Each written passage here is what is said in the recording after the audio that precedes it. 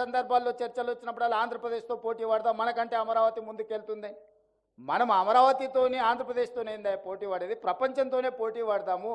New York లేదా, Tokyo లేదా, Dubai లేదా, ఈ నగరాలతో పాటు మౌలిక వసతులను పెంపొందించుకుంటే ప్రపంచంతో పోటీ పడే శక్తి తెలంగాణ ప్రజలకు ఉన్నది. అంత ఆలోచన చేయగలిగిన, ముందుకు నడిపించగలిగిన నాయకత్వం ఉన్నది. ప్రపంచంతోనే పోటీ పడదాం. ప్రపంచంతో పోటీ పడాలంటే మిత్రుడు బండి సంజయ్ గారికి నా విజ్ఞప్తి ఒక్కటే, మెట్రో రైలు అనుమతులు మనం తెచ్చుకోవాలి.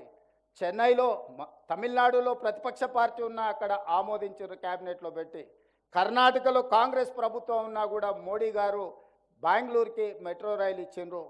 ఈరోజు ఒకనాడు 2వ స్థానంలో ఉన్న హైదరాబాద్ మెట్రో ఈరోజు 9వ స్థానానికి మనం పడిపోయినాము.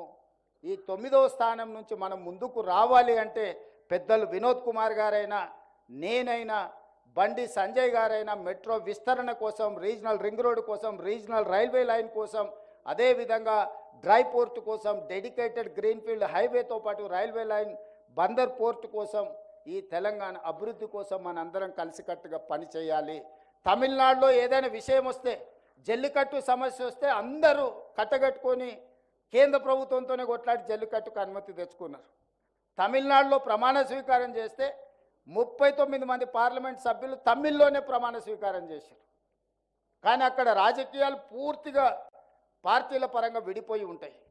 కానీ వాళ్ళ రాష్ట్ర విషయం వచ్చినప్పుడు, వాళ్ళ సంస్కృతి, వాళ్ళ భాష విషయం వచ్చినప్పుడు 100% ఒక్కటైపోతారు. మనం కూడా తెలంగాణ విషయంలో పెద్దలు కిషన్ రెడ్డి గారు వస్తారనుకున్న వారు వచ్చినుంటే వారికి విజ్ఞప్తి చేసేవాడిని.